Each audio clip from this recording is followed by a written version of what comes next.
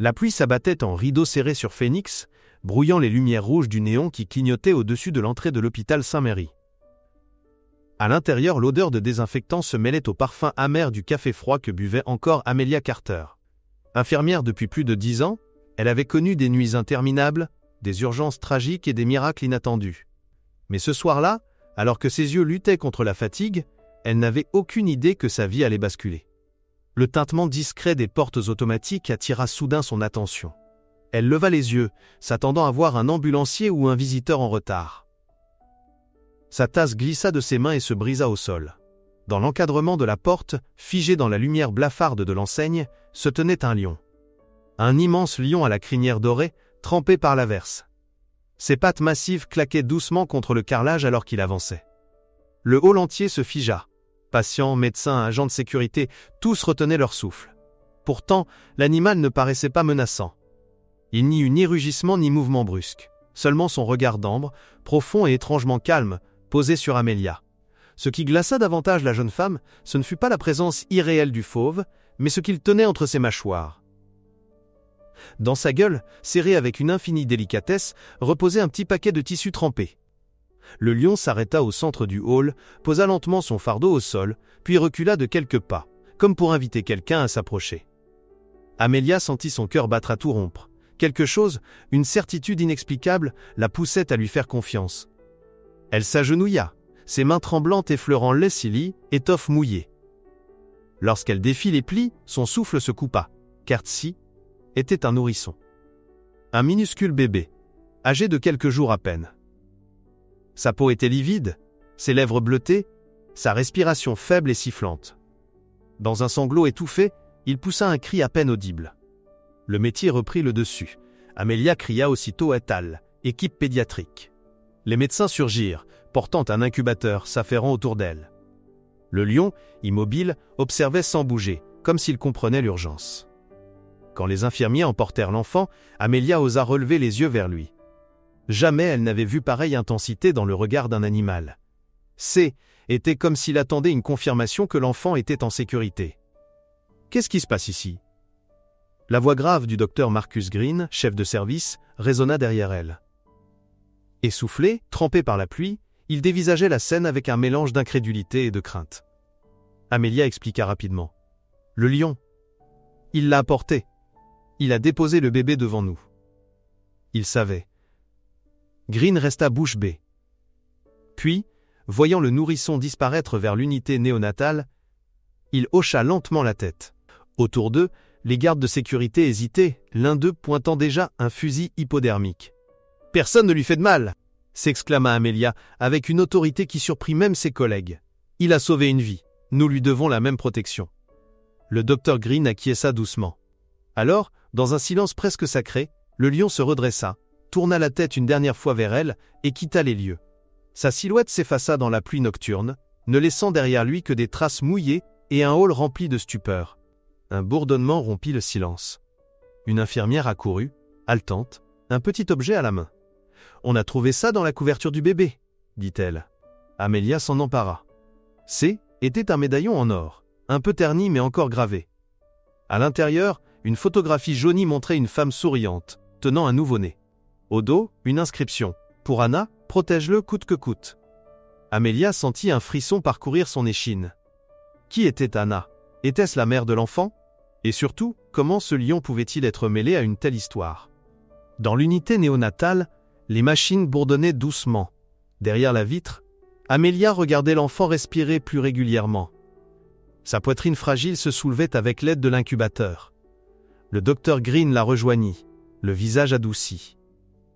Il est stable, pour l'instant. Déshydraté, en hypothermie, mais sans blessure apparente. C'est un miracle. Sans ce lion, il ne serait pas là. Amelia serra le médaillon contre son cœur. Mais qui est-il, Marcus? Et qu'est-ce qui lui est arrivé avant d'arriver jusqu'ici? Guillemets double. Avant que Green n'ait le temps de répondre, la voix du standard retentit dans les haut-parleurs. Sécurité à l'entrée principale, nous avons une situation. Amelia échangea un regard inquiet avec lui. Reste avec le bébé, je vais voir. Le hall était désormais envahi de policiers, de journalistes alertés par les rumeurs et de curieux.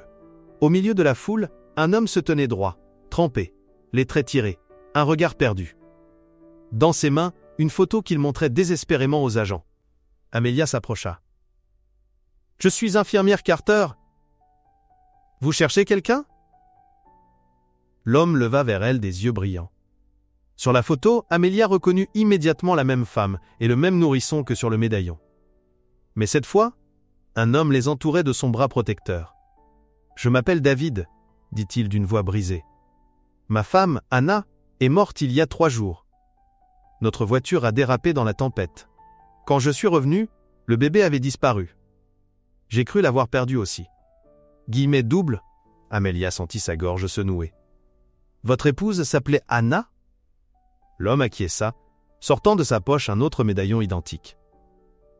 C était le sien. Elle disait qu'il protégerait notre fils. Amelia inspira profondément. « Votre enfant est ici, David. Il est vivant. Mais Petalvis. Ricky met un lion. C'est un lion qui l'a amené jusqu'à Peace à nous. » Guillemets double. David resta figé, les lèvres tremblantes, son regard oscillant entre la stupeur et l'incrédulité. « Un lion ?» répéta-t-il comme s'il n'avait pas bien entendu. Amelia hocha lentement la tête.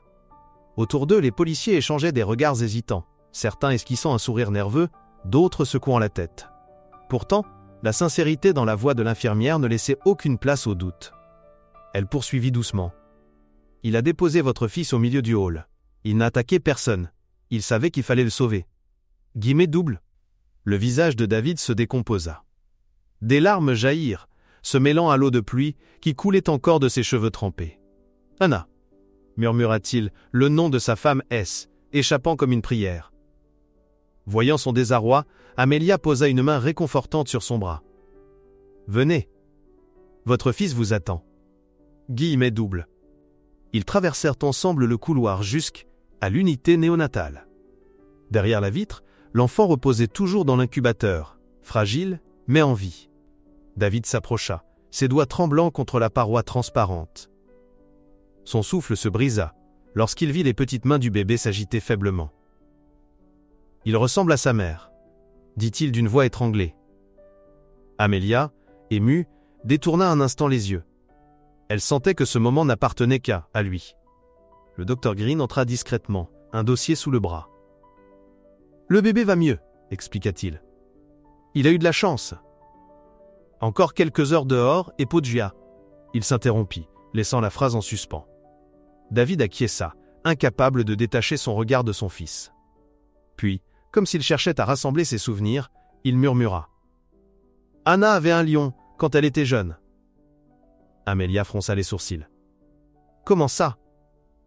Guillemets double. David inspira profondément. Elle avait grandi près d'un sanctuaire animalier. Il y avait un lion qu'elle avait apprivoisé, ou du moins qu'elle croyait comprendre. Elle l'appelait Solomon. Elle disait qu'il était différent, presque.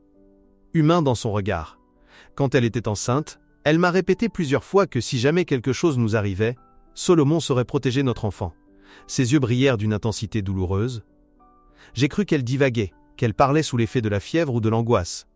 Mais maintenant, guillemets double, le silence épaissit. Amelia sentit un frisson parcourir son dos. Le lion de la veille, ses yeux d'ambre, son calme surnaturel. Cela ne pouvait être une simple coïncidence. Pourtant, comment un animal, même issu d'un sanctuaire, pouvait-il réapparaître au cœur d'une tempête et accomplir une telle mission? Dans la salle, le bébé gémit doucement. David se précipita, effleurant la vitre du bout des doigts, comme pour lui transmettre sa chaleur. Amelia observa la scène avec émotion. L'enfant bougea la main, et son geste sembla répondre à celui de son père. Un lien invisible était rétabli, aussi fragile qu'indestructible. Mais l'hôpital, lui, ne s'apaisait pas. Dans le hall, des journalistes s'agitaient déjà, flairant un récit extraordinaire. Les policiers tentaient de contenir la foule. Des murmures couraient. Certains parlaient de miracle, d'autres de folie. Le directeur administratif de l'établissement, un homme raide et soucieux de sa réputation, s'approcha d'Amelia dans le couloir. « Infirmière Carter, » dit-il d'une voix sèche, « vous êtes consciente que cette histoire ne doit pas sortir d'ici ? Nous risquons d'être la risée du pays si on prétend qu'un lion a sauvé un nourrisson. » Guillemets double. Amelia le fixa droit dans les yeux. Ce n'est pas une histoire, monsieur, c'est la vérité. Et un enfant est en vie grâce à lui. Le directeur grimaça, incapable de répliquer, puis repartit en marmonnant. Mais Amelia savait qu'il ferait tout pour étouffer l'affaire. Dans la chambre néonatale, David restait près de son fils. Amelia s'approcha doucement. « Voulez-vous le prendre ?» demanda-t-elle. David la regarda, surpris. « Vous croyez que je peux ?» Son ton révélait une peur immense, celle de ne pas être à la hauteur. Amelia sourit avec douceur. « Il a besoin de vous plus que de quiconque. » Guillemets double. Quelques minutes plus tard, le bébé fut délicatement placé dans ses bras. David éclata en sanglots, serrant l'enfant contre lui avec une infinie précaution. Ses épaules tremblaient, son souffle saccadé, mais son regard brillait d'un éclat nouveau. Amelia sentit sa propre gorge se nouer. Elle savait qu'aucun mot ne pouvait rivaliser avec la force de ce moment. Pourtant, dans son esprit, une question tournait en boucle. Où était Solomon maintenant ? L'animal S était éclipsé dans la nuit, mais Amelia avait la conviction qu'il N était pas loin. Cette histoire N était pas close.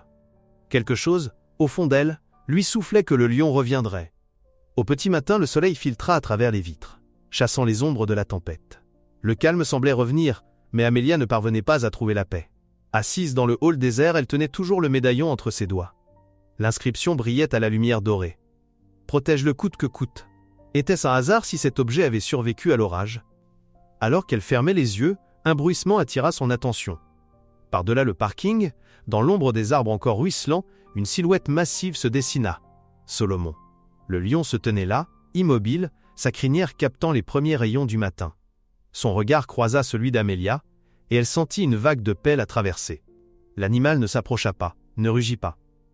Il resta quelques secondes, majestueux et silencieux, puis tourna lentement les talons pour disparaître dans les bois. Amelia sut alors que ce N n'était pas une fin, mais un commencement. Le lion avait encore un rôle à jouer, et elle, malgré elle, venait d'y être liée. Les jours suivants furent marqués par un étrange mélange d'agitation et de silence. À l'intérieur de l'hôpital, David passait chaque instant auprès de son fils, redécouvrant dans ses gestes maladroits la tendresse oubliée d'un père. Amelia, elle, oscillait entre ses responsabilités et l'ombre obsédante de Solomon. Chaque fois qu'elle traversait le hall ou qu'elle posait le regard sur le médaillon, l'image du lion réapparaissait, indomptable et sereine, comme une énigme qui refusait de se dissiper. Pourtant, l'extérieur grondait. Les médias S étaient emparés de l'histoire, malgré les tentatives maladroites de la direction pour, elle, étouffer.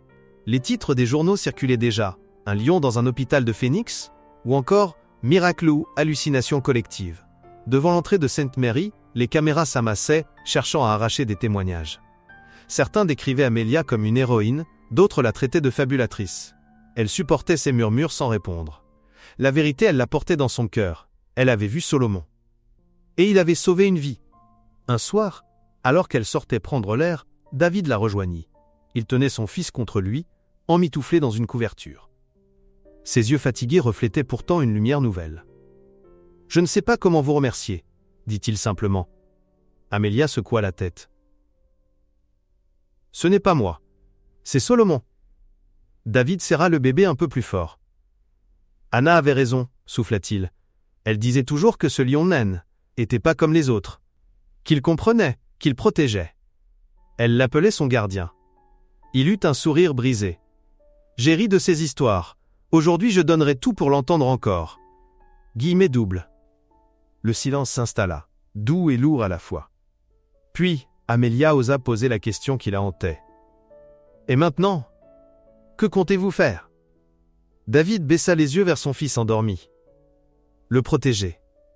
Laquelle, élevée comme Anna l'aurait voulu. Mais je crois qu'il y a plus. Cet enfant a été confié à nous par quelque chose qui nous dépasse.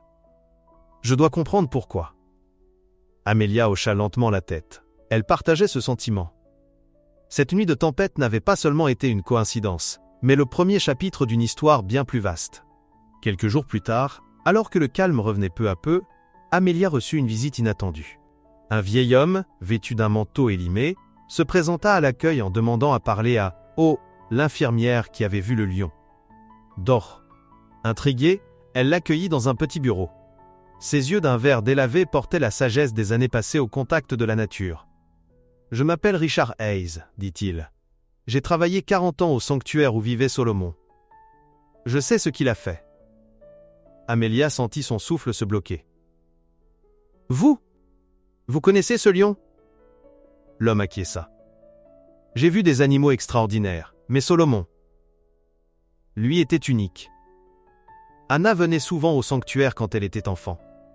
Il l'acceptait, il la suivait du regard comme aucun autre animal. Quand elle est partie, j'ai su que ce lien ne Subhakunjalam éteindrait jamais. Guillemets double, il marqua une pause, puis ajouta. Vous vous demandez sûrement comment il a pu trouver ce bébé. Mais pour Salomon, ce N n'était pas une question de hasard. Était une promesse. Il a toujours protégé Anna. Aujourd'hui, il protège ce qui lui reste. Amelia sentit ses yeux s'embuer. Les mots de l'homme confirmaient ce qu'elle n'osait admettre. Le lion avait agi par loyauté, par amour transmis au-delà de la mort. Cette révélation bouleversa David. Lorsqu'il rencontra Richard, il resta silencieux longtemps, son fils dans les bras. Enfin il murmura « Alors ce n'est pas fini. Salomon veille encore. » Richard posa une main ferme sur son épaule. « Prenez soin de cet enfant. Le reste, le lion s'en chargera. » Guillemets double. Le temps passa. Les rumeurs s'essoufflèrent, l'hôpital retrouva sa routine et la vie reprit son cours. Mais pour Amelia, chaque battement de cœur résonnait différemment depuis cette nuit. Un soir, alors qu'elle quittait son service, elle aperçut de nouveau Salomon. À l'orée du bois, sa silhouette majestueuse se découpait sous la lune. Leur regard se croisa une dernière fois. Dans ses yeux d'ambre, elle lut un message muet, clair comme l'aube. La mission est accomplie. Puis, dans un silence solennel, le lion tourna les talons, et évanoui dans l'obscurité. Amelia resta là, figée, le souffle suspendu. Elle savait qu'elle ne reverrait peut-être jamais Salomon. Mais elle savait aussi que son passage avait laissé une trace indélébile. Dans un monde qui doute des miracles, un lion avait prouvé que l'amour et la fidélité pouvaient traverser les frontières de la compréhension humaine. Et tandis que David, son fils endormi contre lui, avançait vers un avenir incertain, Amelia garda au creux de sa main le médaillon gravé. « Protège-le, coûte que coûte. » Elle comprit alors que certaines promesses ne s'éteignent jamais. Elles se transmettent, vivantes, d'un cœur à l'autre, d'un souffle à une crinière, d'une mère à un lion.